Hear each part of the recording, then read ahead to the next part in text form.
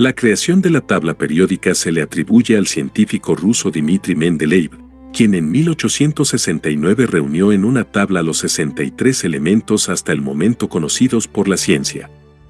Mendeleev organizó los elementos de forma creciente a partir de sus masas atómicas, teniendo cuidado de colocar en la misma columna a aquellos cuyas propiedades físicas son similares. Incluso, dejó espacios vacíos previendo la existencia de otros elementos aún no descubiertos en aquel momento y que debían incluirse en la tabla.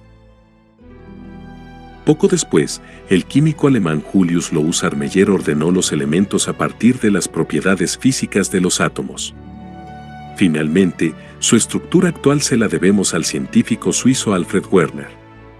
Los últimos cambios importantes en la tabla periódica son obra del trabajo del Premio Nobel de Química Glenn Seaborg, quien, entre otras cosas, ordenó la serie de los actínidos debajo de la serie de los lantánidos. ¿Qué es la tabla periódica de los elementos? La tabla periódica, o tabla periódica de los elementos, es un registro organizado de los elementos químicos según su número atómico, propiedades y características.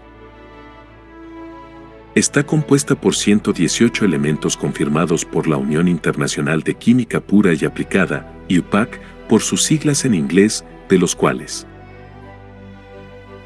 94 son elementos que existen en la naturaleza y 24 elementos son sintéticos, es decir, han sido creados de manera artificial.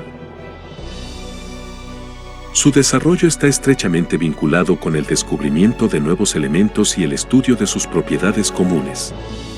Aspectos como la noción de masa atómica y las relaciones entre la masa atómica y las propiedades periódicas de los elementos han resultado fundamentales para configurar la tabla periódica moderna.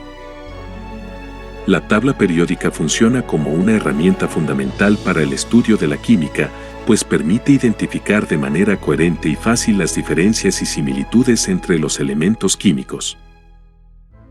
A partir de entonces, la tabla periódica ha sido mejorada y actualizada por otros científicos a medida que se descubren y estudian nuevos elementos. ¿Cómo está organizada la tabla periódica? La tabla periódica presenta todos los elementos conocidos hasta el momento, los cuales están organizados y ubicados según sus características y relación entre los mismos en grupo, periodos, bloques y metales, metaloides y no metales. La tabla periódica está compuesta por 18 grupos de elementos organizados en columnas verticales, numerados del 1 al 18 de izquierda a derecha, comenzando por los metales alcalinos y terminando con los gases nobles. Los elementos que pertenecen a una misma columna tienen características químicas similares a partir de cómo se estructuran los electrones en la última capa del átomo. Los periodos son las 7 filas horizontales que tiene la tabla periódica. En estas filas se agrupan los elementos que tienen el número de capas de electrones que coincide con el número del periodo. Por ejemplo, en la primera fila el hidrógeno y el helio tienen una capa de electrones. En el periodo 2 hay 8 elementos que tienen 2 capas de electrones. En la tercera fila los elementos tienen 3 capas de electrones y así sucesivamente. ¿Para qué sirve la tabla periódica?